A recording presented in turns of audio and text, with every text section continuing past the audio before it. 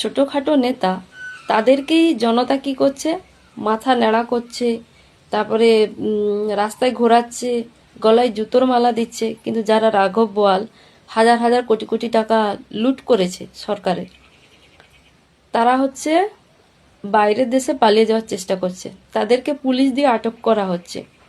তো সরকারের কাছে অনুরোধ, এই সমস্ত রাঘব বোয়াল যারা হাজার হাজার কোটি টাকা আত্মসাৎ করেছে, যেমন ফলতার, পুষ্পা, এরকম কয়েকজন আছে, ওদেরকেই জনতার মাঝে ছেড়ে দেওয়া হোক। জনতা ওদেরকে কেলিয়ে সিধা করে দেবে, ওদেরকেই আগে সিধা করে দেওয়া উচিত। পুলিশের কাছে যাওয়া মানে তো ওরা বেঁচেই গেল, তাই না? আর ছোট ছোট যারা ত্রিপল চুরি করেছে, বালতি চুরি করেছে, তারাই মার খাচ্ছে, ওরা ছিঁচকে চোর। কিন্তু যারা হাজার হাজার কোটি টাকা চুরি করলো, তাদেরকে তো উচিত জনতার কাছে ছেড়ে দেওয়া। জনতার একটু কেলানি খাক, তারপরে না হয় ঘরে যাবে, তাই না?